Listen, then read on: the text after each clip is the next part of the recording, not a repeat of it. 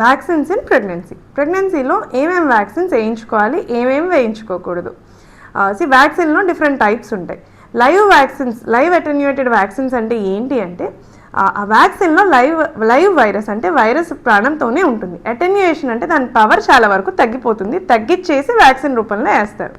ఇది ఎందుకు? మామూలుగా వైరల్ ఇన్ఫెక్షన్ వస్తే ఒక major disease 10 days 15 days high fever, దాంతోపాటు మిగతా సిమ్టమ్స్ ఇలా రాకుండా ఈ అటెన్యూయేటెడ్ వైరస్ పవర్ తగ్గించేసిన వైరస్ ఇచ్చినప్పుడు కేవలం ఒక్కొక్కరికి ఒక రోజు ఫీవర్ వీక్నెస్ వచ్చి తగ్గిపోతుంది.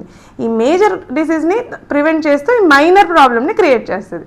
కానీ ప్రెగ్నెన్సీలో immunocompromised or low immunity condition ఇది. సో లైవ్ అటెన్యూయేటెడ్ వైరసెస్ అనేవి ప్రెగ్నెన్సీలో ఇవ్వము. ఇంకా వేరే టైప్స్ ఆఫ్ వ్యాక్సిన్స్ ఉంటాయి. Subunit vaccine, toxoid vaccine, inactive virus అంటాయి. ఇలాంటివి మాత్రమే మనం ప్రెగ్నెన్సీలో ఇస్తాం. సో ఏవి తీసుకోవాలి, ఏం తీసుకోకూడదు మనం తెలుసుకుందాం. Thank you.